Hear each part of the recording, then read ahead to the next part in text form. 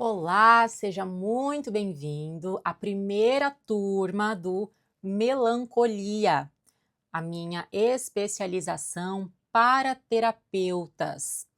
Aqui eu quero te ensinar a identificar uma pessoa com a mente melancólica, quero te ensinar a compreender essa pessoa e principalmente quero te ensinar a lidar, a ajudar a resolver os problemas de uma pessoa melancólica. Por quê? Qual que é o motivo? O que me levou a gravar esse curso? Olha, infelizmente, maioria de relatos, não só meus, da minha própria experiência de vida como pessoa melancólica, mas infelizmente a maioria dos meus alunos e pacientes ao longo da minha trajetória como psicanalista relata a mesma coisa. O quanto que é difícil encontrar terapeutas que entendam que existe o temperamento melancólico, que existem pessoas diferentes do padrão de felicidade da sociedade. Existem pessoas que realmente gostam, preferem ficar sozinhas, que gostam, apreciam as músicas tristes, os dias de chuva. Tem gente que se sente feliz quando está quieto, em silêncio, isolado, longe das pessoas e vivendo uma vida completamente diferente do que é o padrão da sociedade. E aí, infelizmente, o que acontece é você chegar numa terapia, começar a relatar o que você sente, o que você quer para sua vida e o que você recebe de volta é uma reação de julgamento, é uma reação de estranheza. Você percebe no olhar do terapeuta que ele está achando você estranho. E melancólico, sempre, a vida toda, foi chamado, xingado de estranho, esquisito, você não se encaixa aqui, você. E a gente se sente, a gente cresce já se sentindo assim, esse alienígena na sociedade. Então, é muito difícil mesmo encontrar profissionais que realmente compreendam que você pode ser feliz de um jeito diferente, que não tem regra, não tem padrão de felicidade. O problema é que as características do melancólico são muito parecidas com características do diagnóstico de depressão, diagnóstico de borderline, é muito semelhante e é uma linha tênue entre você conseguir descobrir o que faz parte da sua essência, do seu gosto pessoal, da sua personalidade desde que você nasceu, e quando você está sendo atacado ou modificado ou traumatizado, e aí você passa a se comportar de um jeito melancólico e talvez isso possa ser o começo de uma depressão. Então, eu quero te ajudar a identificar a diferença entre alguém que é de fato melancólico por temperamento, por essência melancólica, por mente moldada de um jeito melancólico, e pessoas que nasceram mais dentro do normal, dentro do que é a caixinha do normal, e aí por algum motivo estão se desviando e aí se comportando de um jeito melancólico porque está acontecendo alguma coisa que você precisa consertar. Mas a grande queixa dos melancólicos é essa. Por que minha melancolia é um defeito que querem que eu conserte? Por que acham que o meu jeito de ser é uma doença que tem que ser curada? É essa que é a queixa, sabe? A gente quer ser validado desse jeito e não crescer com a sensação de que eu nasci errado, de que eu nasci com um defeito, que eu tenho que mudar as coisas que eu gosto para me encaixar no que você acha que eu deveria fazer. E aí acaba que o melancólico não consegue, de fato, construir a sua vida feliz. Ele constrói a vida que os outros acham que é feliz. Ele consegue até disfarçar, usar uma máscara e se encaixar no padrão que a sociedade acha que é a felicidade, mas por dentro ele vai ficar sempre com aquela angústia. E a angústia é uma das características que acompanham o melancólico o tempo inteiro. E eu quero falar muito sobre isso com você ao longo das nossas 12 aulas. Então, eu já vou te explicar como vai funcionar as nossas aulas. Eu programei aqui, são 12. Hoje eu quero fazer uma introdução geral aos 4 temperamentos. Caso você não conheça direito esse conceito de temperamento, vou te dar uma introdução hoje, como surgiu, da onde veio, como identificar a diferença entre os 4 temperamentos. Isso vai ser hoje, tá? Tudo sobre temperamentos no geral. Na segunda aula, eu vou te ensinar. Eu tô aqui acompanhando o meu roteiro no computador, tá? Por isso que você vai ver que eu vou estar toda hora consultando aqui para não esquecer nada que eu quero te falar. A segunda aula eu vou te ensinar como identificar um melancólico. Eu vou acompanhar você nas principais características de um melancólico, sempre vou trazer exemplo. Eu quero deixar o nosso curso muito embasado. Eu vou te mostrar daqui a pouquinho os livros, que eu tenho aqui vários que eu separei. Eu não quero que seja um conteúdo que eu tirei da minha cabeça, mas eu quero te mostrar certinho a bibliografia completa, tudo que eu vou te falar aqui tem embasamento e eu vou te explicar da onde vem esse embasamento. Terceira aula. Como compreender um melancólico? Eu quero te ajudar a entender o que tem na raiz dos problemas melancólicos, da onde vêm os traumas, como voltar e conseguir espiar na mente inconsciente, o que está por trás do que é óbvio. Na quarta aula, eu vou te trazer as soluções específicas para os problemas melancólicos, como que você vai ajudar essa pessoa melancólica. E aí começa o módulo 2. Eu quero te ajudar a identificar exemplos clássicos de pacientes, clientes que você tem que são melancólicos. Eu vou te mostrar a diferença entre os 4 principais tipos de melancólicos. Um em cada aula, então serão 4 aulas que serão estudos de caso. Eu vou te falar como vai ser a pessoa que vai chegar lá na sua sessão de terapia com você e vou te dar o exemplo de exatamente como você vai lidar com cada tipo de melancólico. E aí, por fim, o módulo 3, eu vou trazer um livro para cada aula, que assim, você precisa ler todos os livros que eu vou te passar aqui? Não precisa. Se você quiser, se você gostar de ler e quiser aprofundar os estudos depois, você pode. Mas a ideia do curso é justamente essa. Você está aqui comprando tempo, porque o que eu vou te trazer nas aulas é um resumo de tudo, todas as lições principais que esses livros aqui, esse apanhado que eu reuni, essa curadoria literária que eu fiz aqui para embasar nosso curso, eu vou te passar o conhecimento geral de todos eles aqui na sua mão.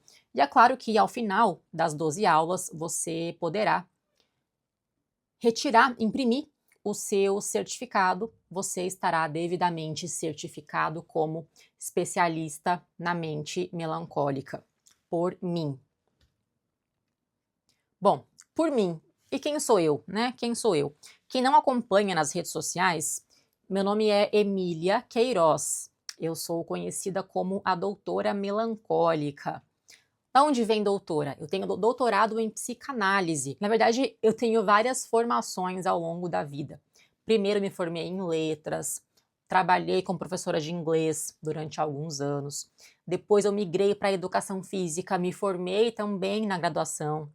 Trabalhei em academia, com crossfit. Depois eu migrei para yoga, me formei em yoga, sou instrutora certificada de yoga, trabalhei com isso também. E aí do yoga para a terapia, para a saúde mental, foi um pulo. E aí meu novo hiperfoco, e você vai ver que essa troca de foco, esse hiperfoco em várias coisas diferentes, é uma coisa de gente melancólica. É muito normal, assim, que, por exemplo, eu tinha hiperfoco em inglês, nessa língua estrangeira. E aí eu fui a fundo e eu fiquei sabendo, aprendi tudo que eu podia, fiz tudo, dediquei minha vida para o inglês. Depois a minha mente simplesmente mudou de foco e aí era exercício físico, era crossfit. fiquei sabendo, fui atleta de CrossFit, ganhei um monte de campeonato, me formei, enfim, aprendi tudo o que eu podia de CrossFit. Depois yoga, estudei tudo, fiz 1000 cursos, evoluí muito na minha prática de yoga, ensinei um monte de gente, enfim. E aí depois disso, a psicanálise. E aí eu fiz pós em neurociências, pós em mitologia na psicanálise, me formei psicanalista clínica, mestrado em psicanálise, doutorado em psicanálise e estou até hoje com esse hiperfoco ativado. Porque assim, a minha situação é que eu sempre fui aquela pessoa que fez terapia a vida inteira. Eu tenho, infelizmente, um passado muito trágico, uma infância muito trágica e traumática, porque a minha mãe é narcisista. Não é diagnosticada, claro, ela jamais vai admitir que tem algum problema, mas o que ela me fez passar ali na infância foi pesado, assim. Nível de agressões físicas pesadas, nível de drogas, ambiente pervertido e não foi fácil. Eu passei por muita coisa até eu criar coragem de fugir de casa aos 13 anos de idade, porque realmente não tinha mais o que fazer. Ou eu fugia para sobreviver, ou eu não sei o que a minha vida ia chegar, porque para você entender mais ou menos a situação, quando eu fugi de casa, tiveram que me levar na polícia para fazer um BO. E eles tiveram que registrar todas as marcas de agressão que eu tinha no corpo inteiro, desde um lábio cortado até marcas, hematomas no corpo inteiro, enfim. Cicatrizes que carrego até hoje, foi uma coisa muito pesada. E por causa disso, mesmo depois de fugir de casa, é claro que a minha cabeça ficou bem fora da realidade. Era óbvio que eu tinha estresse pós-traumático, era óbvio, eu fiquei uma pessoa perturbada, assim, em todos os sentidos. Eu sofria muito, eu tinha todos os sintomas de depressão, de ansiedade. Então, eu passei por diversos tipos de terapias, desde psicólogo tradicional, desde terapias holísticas, alternativas. O que meu pai ia me levando, eu aceitava, tentando desesperadamente qualquer tipo de saúde mental. E foi muito difícil, foi muito difícil. Tentei de tudo e era tão difícil fazer terapia, porque toda vez que eu tentava me abrir para um terapeuta ou psicólogo, a resposta era sempre a mesma. Era sempre assim: ah, ela é sua mãe, vai lá falar com ela, você tem que ir atrás dela, vai atrás da sua mãe. E aí eu acabava parando de ir naquela pessoa, porque eu sabia que minha mãe não era assim, não era uma briguinha que eu tive com ela e fiquei magoada. Minha mãe, ela fazia coisas que ela poderia muito bem não estar mais livre, né? Ela poderia ter sido presa por diversos motivos. Não foi. Então não era uma questão de mágoa, era algo muito mais pesado e chegava a ser até perigoso e inconsequente da parte desses profissionais de mandarem com que eu fosse atrás dela de novo, sabe? Eu tinha conseguido fugir, não fazia sentido aquilo e ninguém realmente conseguia me entender, me ajudar e essa resposta deles só me fazia pior, porque aí eu achava que era minha culpa o que aconteceu e eu ficava com mais peso, mais angústia, mais depressão. Então, eu nem sei, assim, como que eu consegui sobreviver até a vida adulta, mas eu mesma comecei a estudar psicologia, assim, autodidata. Eu não fiz ainda a faculdade mesmo tradicional de psicologia, porque, enfim, gostaria de fazer hoje, quero fazer, mas eu tenho 2 filhinhas pequenas agora, então, assim, outras prioridades agora, mas eu já tenho como plano que assim que elas crescerem um pouco mais, talvez uns 10 anos, elas têm 1 ano e a outra tem 3 anos hoje. Então talvez daqui a alguns anos eu já esteja na faculdade. Mas psicanálise foi o que eu consegui fazer. Onde eu parei? Bom, então eu consegui a minha saúde mental através de autodidata. Eu mesma fui atrás de livros, estudei psicologia básica, estudei filosofia geral, diversos tópicos alternativos na prática de yoga, meditação, psicodélicos. Então, eu mesma fui testando em mim, autoconhecimento em geral, assim, tudo que espiritualidade, oração, né? Tentei de tudo, fui testando em mim, fui experimentando em mim, estudando e testando, estudando e testando. E aí, quando eu comecei a trabalhar com yoga e psicanálise posteriormente, foi quando eu comecei em 2020. Então, faz 5 anos que eu comecei a atender pessoas com o intuito de saúde mental, como psicanalista e como professora de yoga também, que a yoga é considerada, né, uma terapia.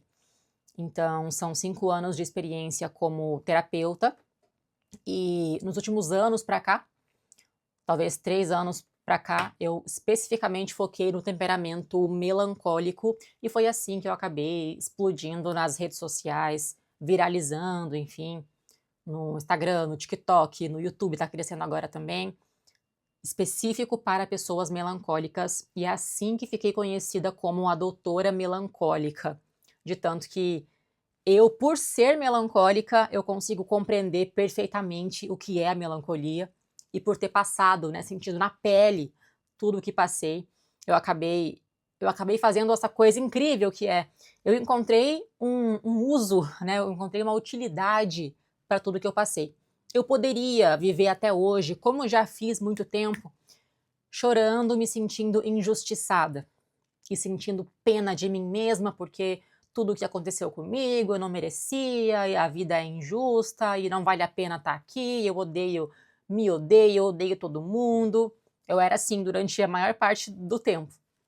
Mas eu falo que eu consegui encontrar um propósito para isso, né? Eu consegui pegar tudo o que aconteceu e hoje é isso que é a minha autoridade, sabe? É a minha história de vida.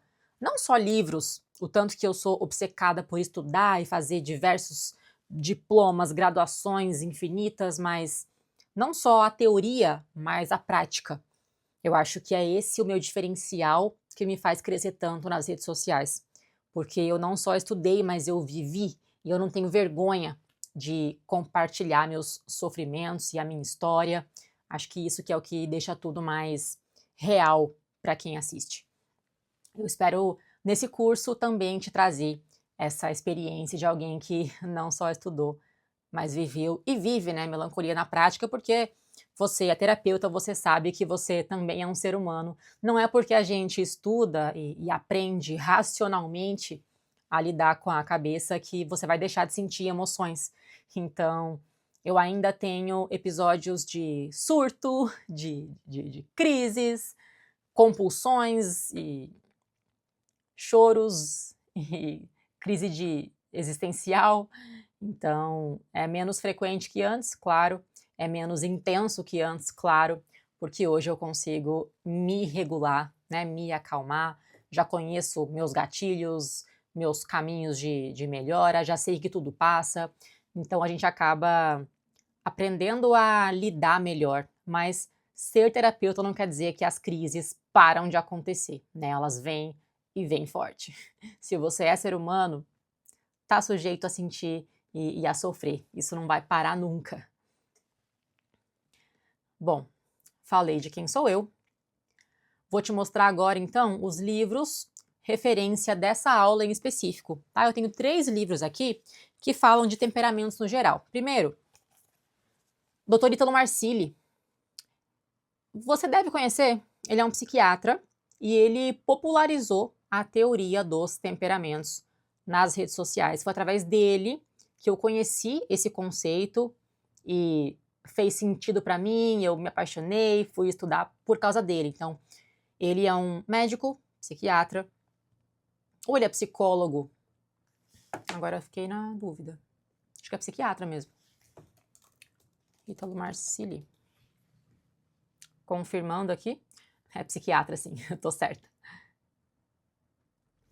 Ele é psiquiatra e ele popularizou esse conhecimento, então é um livro que eu li, estudei e está embasando a aula de hoje. Esse aqui, Conhece-te a ti mesmo, escrito por um padre, Padre Conrad Hock. É mais voltado para a espiritualidade, né, para a visão religiosa das coisas, que, enfim, você vai ver que a igreja pegou a teoria dos temperamentos e usou e usa muito até hoje. Não quer dizer que esteja sempre atrelado. O nosso curso aqui, ele não tem viés religioso, ele tem um viés filosófico. Então, o jeito que eu aprendo, estudo e ensino temperamentos é com base na filosofia, tá? Não é medicina, não é biologia, não é nem psicologia, não é religião, é filosofia. O jeito que eu entendo, aprendi e ensino tem base filosófica. Então, se alguém te perguntar da onde vêm os temperamentos, qual que é o embasamento, é filosofia. Faz parte da área da filosofia.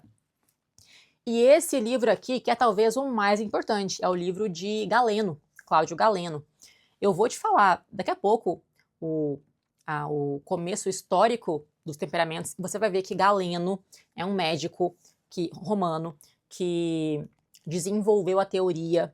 E assim, você lendo esse livro aqui é pegar na fonte, né? É diferente do Padre e do Ítalo Marcilli, que são pessoas que estudaram e estão te falando sobre o tema. Aqui não é isso. Aqui é o próprio cara que realmente desenvolveu e criou a teoria. É o Galeno. É o Galeno.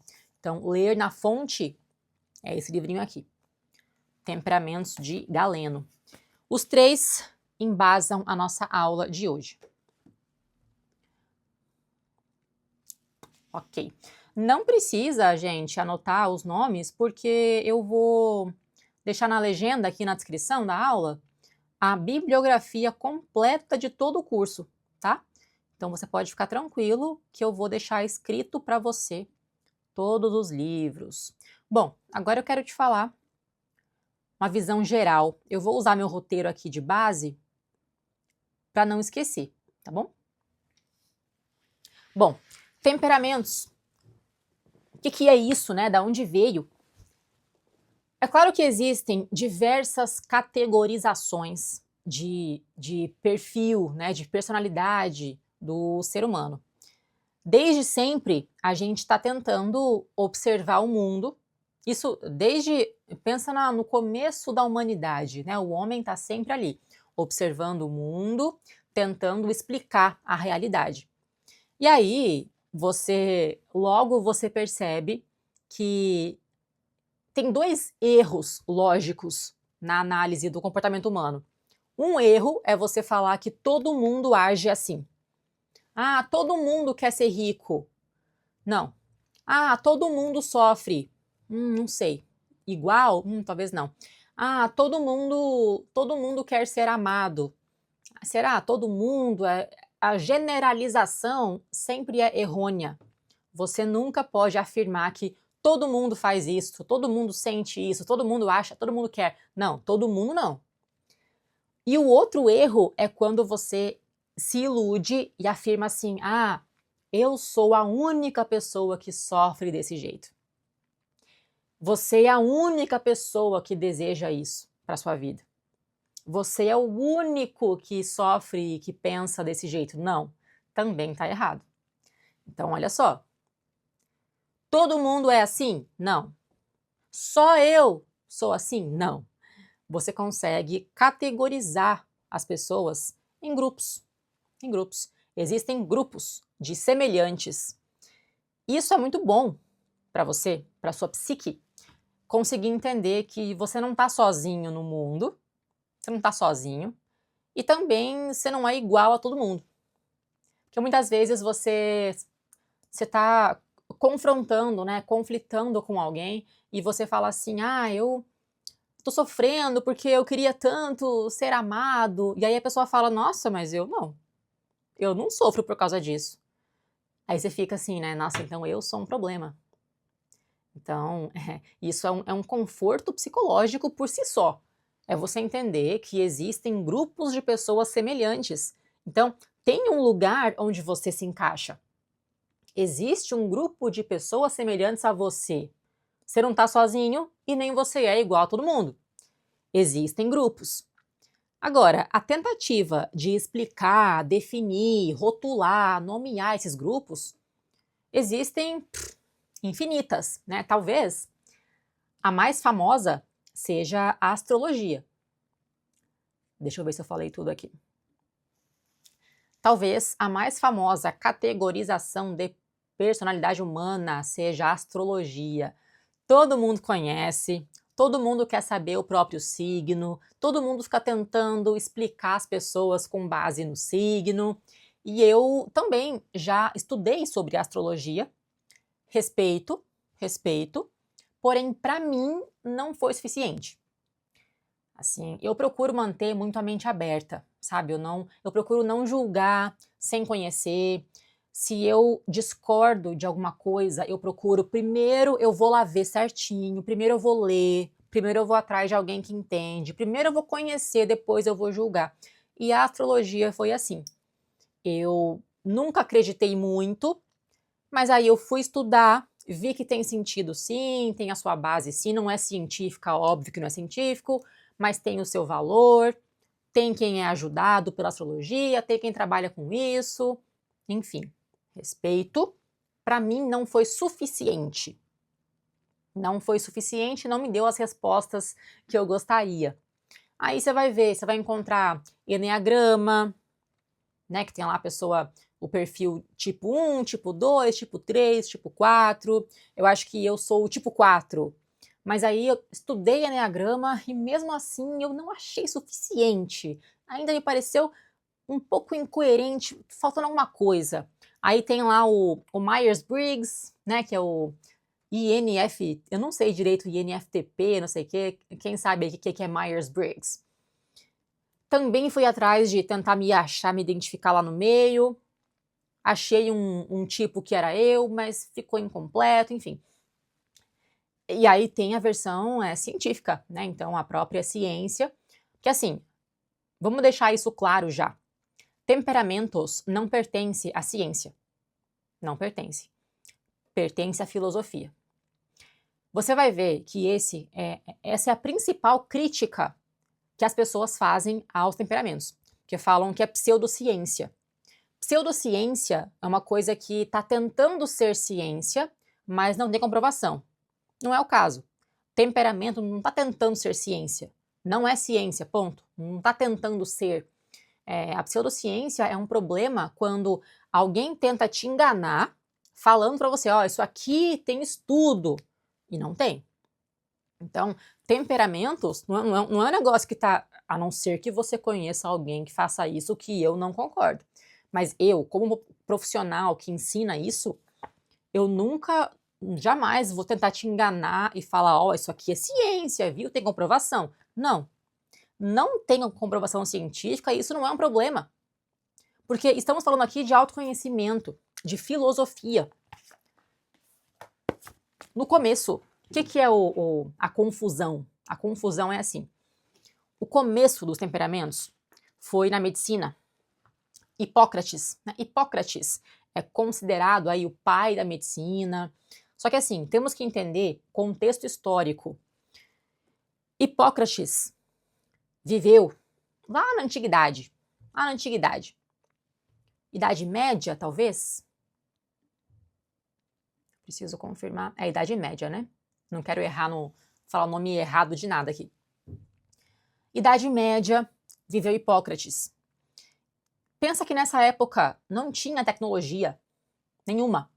Então, os médicos, naquela época, não tinham como fazer estudo aprofundado. A única forma que eles tinham de estudar anatomia era pegar um cadáver e abrir e olhar. Não era tão fácil assim fazer isso naquela época, além de ser perigoso. Então, eles faziam o melhor que eles podiam, sabe? Hipócrates foi uma pessoa que teve muitos acertos. Eu anotei aqui tudo que ele conseguiu acertar. Deixa eu achar.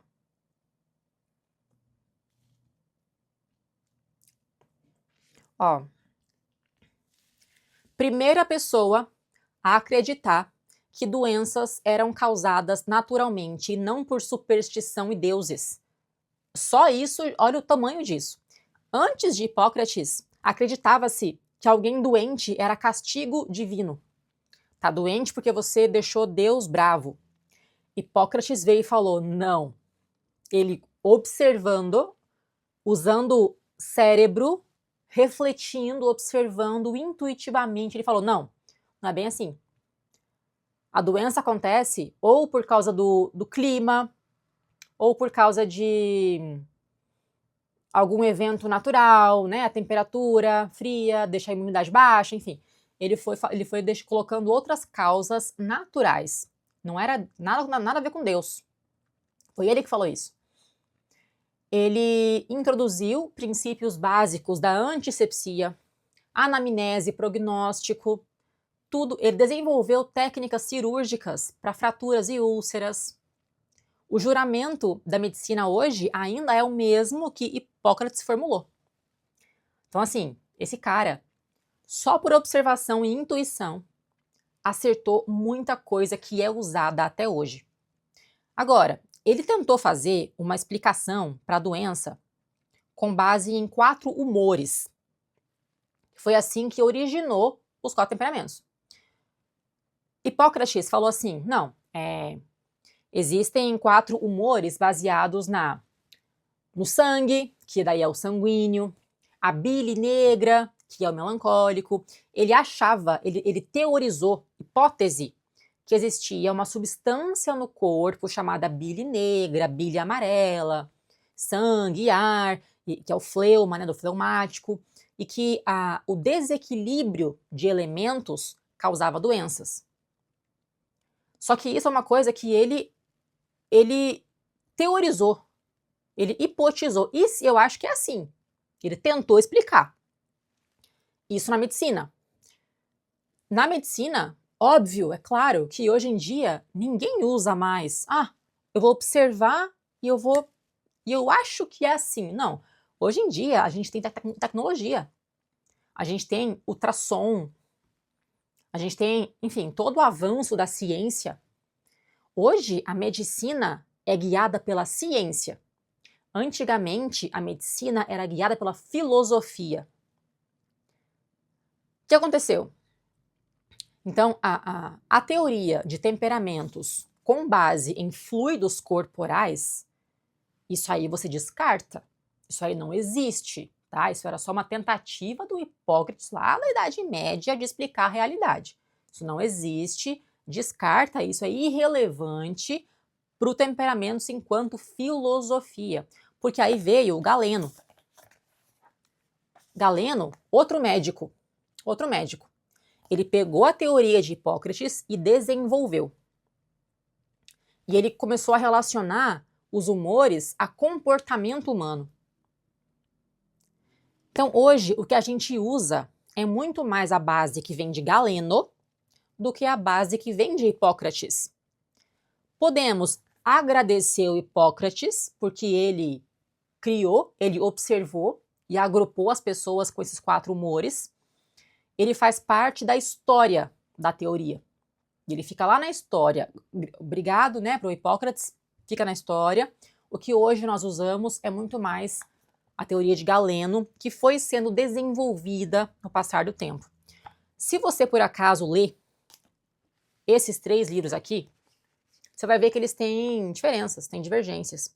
Porque é aquela coisa. Começou com um médico, ele inventou as teorias. Galeno, outro médico, e filósofo também, adaptou. Aí vem um psiquiatra, adapta.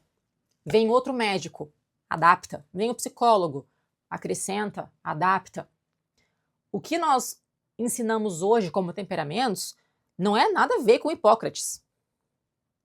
É uma evolução teórica com base em autoconhecimento e filosofia. Então, temperamento não tem nada a ver com medicina e nem biologia. É por isso que você não pode, por exemplo, não é como se fosse um diagnóstico. Tem nada a ver. É uma filosofia. Autoconhecimento é muito mais questionar. É subjetivo. É muito mais parecido com arte do que com ciência. Não está na ciência e não é um problema. Porque filosofia é algo muito maior que ciência. Filosofia é sobre arte, é sobre questionar, teorizar, duvidar, falar bonito, colocar emoções. Ciência não tem nada a ver com isso. Ciência é para provar coisas com fatos. Só que o ser humano não é só fatos, né? O ser humano não é só razão. O ser humano é muito mais composto por emoções. É por isso que eu, na minha vida, eu tentei muito fazer terapia com psicólogos, baseado em evidência e tal. E para mim, e para quem é melancólico, geralmente não funciona. Porque uma coisa é você entender o que precisa fazer. Outra coisa é você conseguir fazer. É você lidar com os bloqueios emocionais, com traumas. As emoções, elas não são racionais, elas são incoerentes, elas são malucas. As emoções não seguem um roteiro. Elas são imprevisíveis, elas são fluidas, elas são contraditórias, exageradas, muitas vezes mentirosas. As emoções, elas não têm base na realidade e você não consegue controlar isso.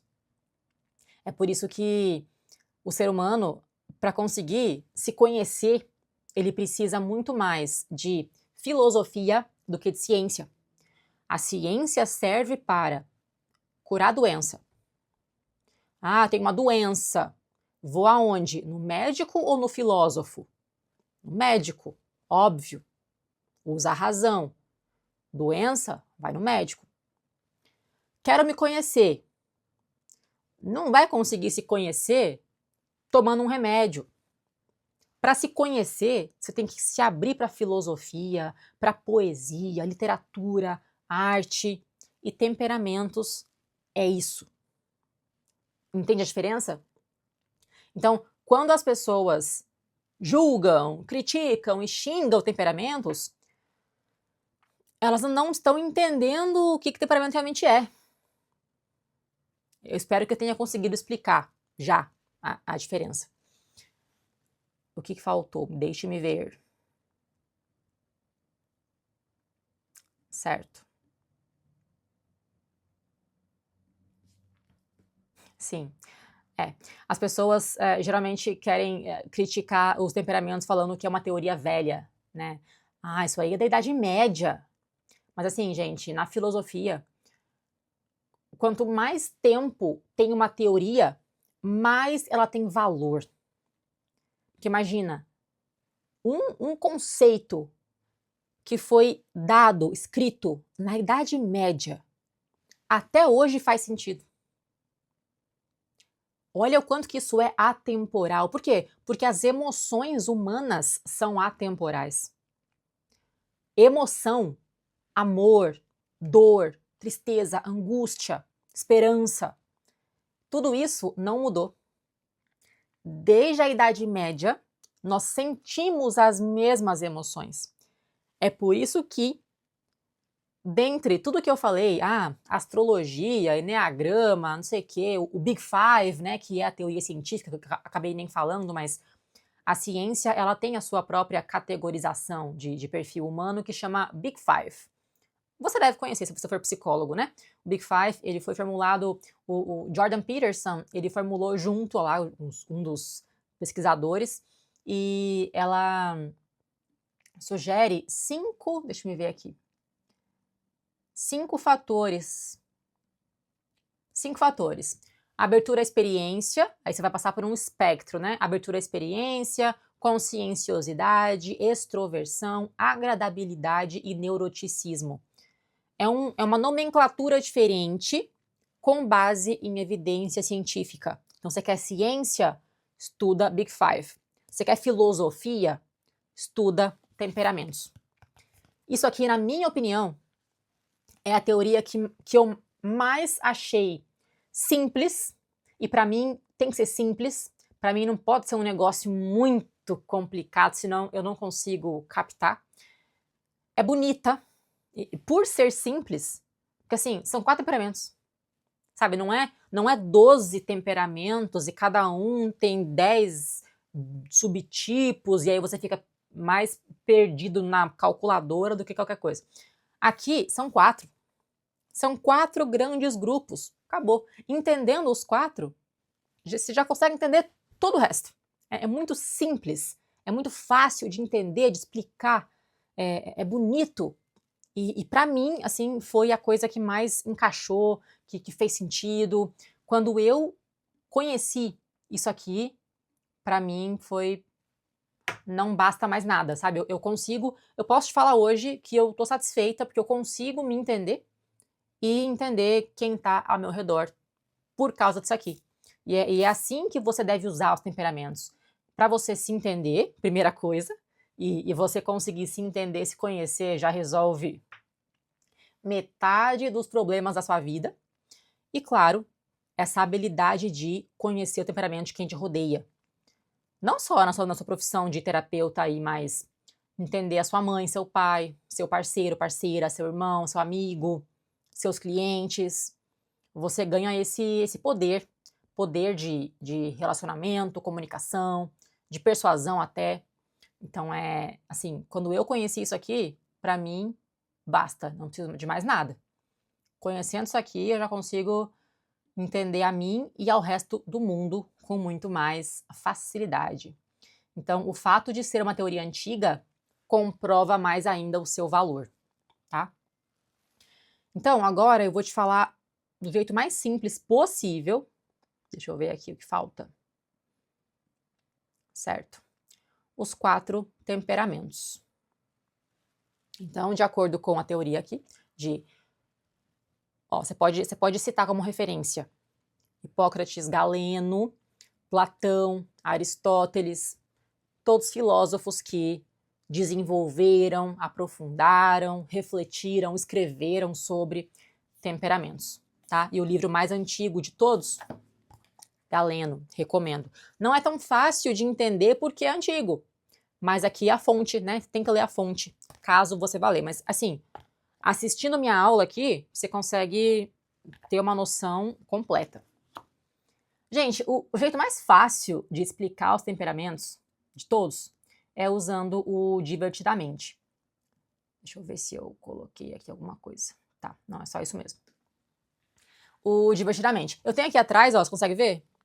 A bonequinha da tristeza. Se você é terapeuta e não assistiu o filme Divertidamente, você pode parar agora aqui, vá lá assistir, depois você volta. Sim, é básico. Para você entender? Não, talvez não, mas para você citar o filme e ensinar, explicar para os outros, assim, básico, você tem que ter assistido. No Divertidamente tem quatro emoções lá que comandam a mente da Riley, que é a menininha. Tem a tristeza, que seria o melancólico. Tem a alegria, que seria o sanguíneo. Tem o medo, que seria o fleumático. E a raiva, que seria o colérico. Basicamente, então, existem 4 tipos de personalidades humanas. Como explicar superficialmente?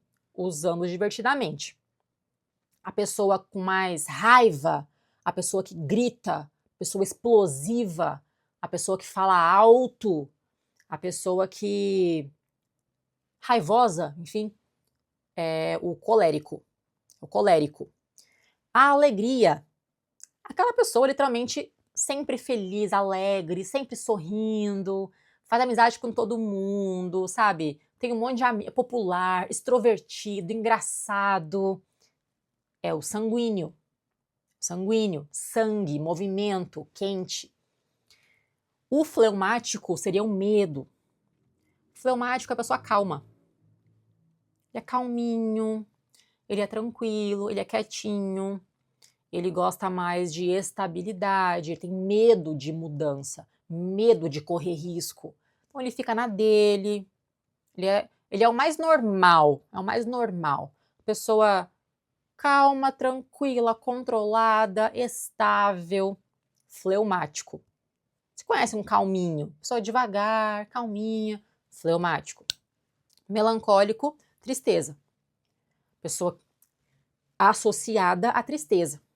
Geralmente observa mais o lado negativo do mundo, é mais pessimista, pessoa que chora, pessoa que se isola, é quietinho também, mas não é calmo, essa que é a diferença. Porque o fleumático, ele é um quietinho calmo, ele é um quietinho tranquilo, pessoa de boa, tem na boa, tudo vai dar certo. O melancólico, ele é um quietinho surtado, porque ele é um quietinho intenso. Ele se isola, mas não tem calmaria na vida dele, não tem paz. Por dentro, ele sempre está ruminando alguma coisa, preocupado, ansioso. Por isso que ele chora. Triste, angústia. É o melancólico. Agora, por dentro, como que eu entendo? Como que eu explico e entendo? Com base na velocidade de reação, tudo por dentro, tá? Assim, eu vou te ensinar isso mais pra frente, mas tem uma grande diferença entre o que você é por dentro e o que você mostra pro mundo, tá? É bem diferente. Porque às vezes a pessoa, ela é quietinha, ela tem medo, ela é quietinha por dentro, só que por fora ela sabe que ela precisa no trabalho ser mais enérgica. Aí você olha, parece que ela é uma coisa, mas por dentro só ela sabe que ela é outra. Melancólico, mesma coisa. Tem gente que por dentro é melancólico, só que por fora ela coloca uma máscara e ela finge alegre. Mas por dentro só ela sabe que ela é melancólica. Entende? Então, o temperamento é a sua essência, não é a sua aparência. Então, você não pode julgar alguém pela capa, né? Você não pode olhar para a pessoa e falar, você é tal coisa. Não. Só a pessoa sabe o que ela é por dentro, ou você sendo terapeuta, você consegue criar um espaço, eu espero que você consiga, e seja melhor que os terapeutas que eu conheci na minha vida, que você consiga criar um espaço terapêutico, um ambiente em que a pessoa se sinta confortável ali, segura, à vontade, confie em você, para se abrir e deixar você ver ela por dentro.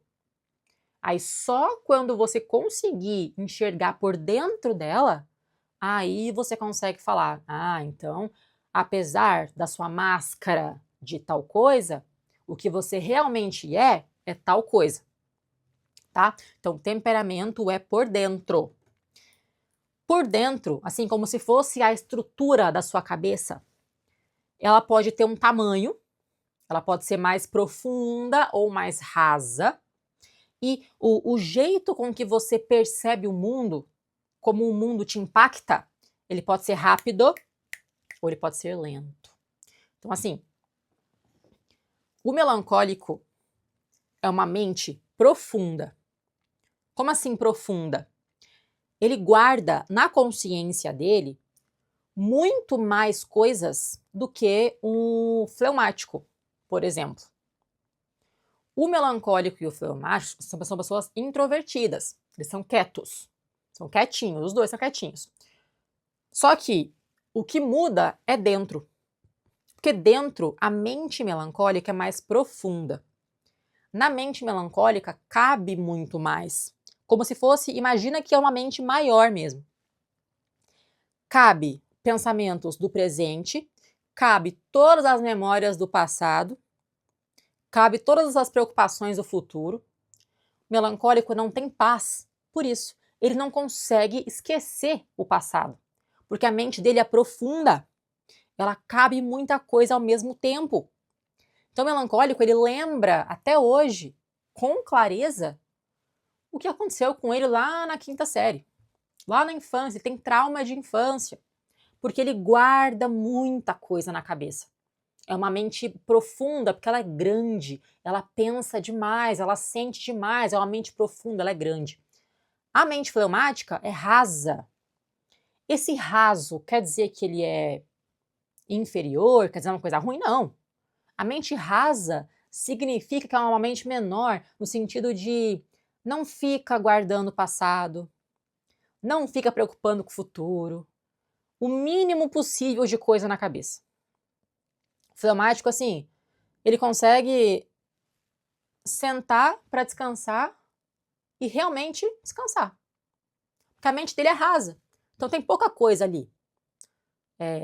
Não tem nada que fica perturbando ele. A mente rasa. Ele consegue, com facilidade, desligar a cabeça e ficar descansando. Tranquilão. Tranquilão. De boa. Ele consegue deitar de noite, dormir. Fácil. Porque a mente dele é rasa. Melancólico não. Melancólico não consegue deitar e dormir. A mente dele, ela é profunda. Então é tanta coisa ali na mente ao mesmo tempo que sobrecarrega o melancólico. Agora, a velocidade. Melancólico e fleumático têm digestão lenta das emoções. Melancólico, assim, você fala com ele agora, a mente dele demora para processar. Os pensamentos melancólicos são acelerados. Pensamento é acelerado, é rápido. Mas as emoções são lentas. Por isso que o melancólico está sofrendo até hoje por causa do coração partido lá da infância. Para ele não diminuiu a intensidade daquela dor. Ele ainda está processando, ele ainda está sentindo. Ele fica um tempão sentindo, até a emoção desenvolver e sair dele, não sai. Uma digestão lenta. Ou então numa briga. O melancólico não consegue ter uma reação rápida, improvisar, reagir rápido. Na hora da briga, ele paralisa. Aí, horas depois, dias depois, vai chegar a resposta perfeita. É uma mente melancólica, é assim, a mente é acelerada, as emoções têm digestão lenta e a mente é grande e profunda. Fleumático também é a digestão lenta. Só que o fleumático tem os pensamentos também lentos. O fleumático nunca está com pressa. Para ele é como se tudo aqui dentro passasse numa coisa mais fluida. Ele é o elemento água. O elemento água é fluido, sabe? Ele vai no flow da vida. Ele não vai correr um risco de uma aventura, não precisa. Ele pensa devagar, ele sente devagar, a mente rasa não preocupa muito, não fica ruminando nada. Ele é o mais normal, como eu falei, o mais normal. Melancólico é elemento terra. Elemento terra. Colérico, elemento fogo. O colérico é a mente profunda e velocidade rápida. O colérico, ele pensa rápido, ele reage rápido, ele vai bem na briga, ele não guarda nada. O colérico é assim, bateu, levou. Ele explode. Ele é rápido e profundo. Então, assim, o colérico também, ele não consegue deitar e dormir. O colérico está sempre aqui, estratégia. Só que ele vê o mundo de um jeito muito mais racional do que o melancólico. O melancólico puxa mais para a emoção. O colérico puxa mais para evolução, bater meta. Eu quero crescer. Por isso que o colérico tem mais tendência a ser alguém narcisista, egoísta, manipulador. Porque ele está interessado, ele é prático. Ele quer fazer o que tem que ser feito. Emoção, frescura. Eu quero só fazer, eu quero crescer. Eu quero sucesso, eu quero poder, eu quero dinheiro, eu quero... Ele é muito estratégico, racional, ele é prático. E o sanguíneo, né, que é o ar. O sanguíneo é o ar. Por que ele é o ar? Porque o ar, ele é leve e é rápido. Então, o sanguíneo tem a mente rasa, consegue deitar e dormir, sim. Não fica lá preocupando, ruminando, pensando, não. Ele é muito mais movimento externo do que movimento interno. O sanguíneo é alguém alegre. Ele é alguém alegre, positivo demais. Quase que ingenuamente positivo. Sanguíneo não fica fazendo planos, ele vai lá e faz. Toma iniciativa. Ele faz primeiro e pensa depois. Ele começa muita coisa, mas persistir, não persiste. Porque ele é o ar, ele não é sólido. O melancólico é sólido, ele é terra. O melancólico é duradouro, ele fica daquele mesmo jeito muito tempo. O sanguíneo não tem forma. O sanguíneo terminou o casamento hoje, amanhã ele já superou. Tá em outra. Ele é movimento, ar, fluidez. Vamos para cima. Eu vou te falar na próxima aula, acho que é a próxima aula, a diferença dos 4 temperamentos na terapia. Que aí fica mais fácil de você identificar na terapia como eles se comportam na terapia, como que eles pensam e falam e agem, e eu vou ajudar você a identificar na terapia. Mas assim, eu acho que, em geral, você conseguiu entender a diferença entre os 4. Você pode associar, então, ao divertidamente ou aos elementos da natureza. Então, tristeza, melancólico, alegria, sanguíneo, fleumático é o medo e a raiva é o colérico. Elementos, melancólico é terra, fleumático é água, colérico é fogo e o sanguíneo é o ar. Agora sim, ó, perguntas frequentes para fechar nossa aula de hoje, quase 1 hora. Como que eu faço para descobrir meu temperamento? Faço teste na internet? Não. Eu não gosto, não acredito em teste de internet. Para descobrir temperamento é um trabalho de autoconhecimento. Você vai atrás de saber a diferença entre os 4, você vai atrás de olhar para você, se observar, se analisar, refletir. Não joga, não terceiriza, sabe? Não joga nas mãos do computador te falar do teu temperamento, do terapeuta te falar do seu temperamento. É só você que vai poder confirmar. Não, eu sou assim. Por dentro, eu sou assim. É você que vai dizer. E não é rápido também. E outra, lembre-se que temperamento não é diagnóstico. Não é uma evidência. Ah, eu nasci melancólico, então quer dizer que eu vou ser triste. Não é assim, vidente. Temperamento é a sua tendência. A sua tendência. Sabendo que você tem uma tendência, claro que você pode mudar o seu caminho. Claro que pode. Vai exigir esforço, mas você pode, está no seu poder. A sua vida está nas suas mãos. Agora, como que faz para você poder controlar a sua vida? Primeiro, a humildade e para reconhecer a sua verdadeira tendência. Porque muita gente se orgulha de falar que é colérico, que é bonito ser colérico ou sanguíneo. Ah, eu sou colérico, eu sou muito prático e rápido e eu gosto de liderar. Parabéns, é bonito, cabe no padrão da sociedade. O sanguíneo também cabe no padrão. É legal falar, eu sou sanguíneo, porque eu sou muito feliz, alegre, positivo. Parabéns. Agora, fleumático e melancólico, as pessoas têm vergonha de falar que são. Ninguém quer admitir que é melancólico por dentro. Por quê? Porque é feio, né? A sociedade acha feio ser melancólico ou fleumático. Porque o fleumático falam que é sem ambição, né? É lento, é lerdo, é lento demais, passivo, e acho que é feio. Melancólico, depressivo, que feio. Se ficar nessa aura de julgamento, você não sai do lugar na sua vida, você fica só iludido. Iludido. Isso aqui, filosofia, autoconhecimento, terapia, é um lugar de tirar máscara. Tirar máscara, reconhecer quem você é de verdade, admitir suas falhas, defeitos. Então para descobrir temperamento, não é teste, não é diagnóstico, não é evidência. Filosofia é isso aqui, é questionar, observar seus padrões de comportamento, suas emoções, escrever num diário, que ajuda muito.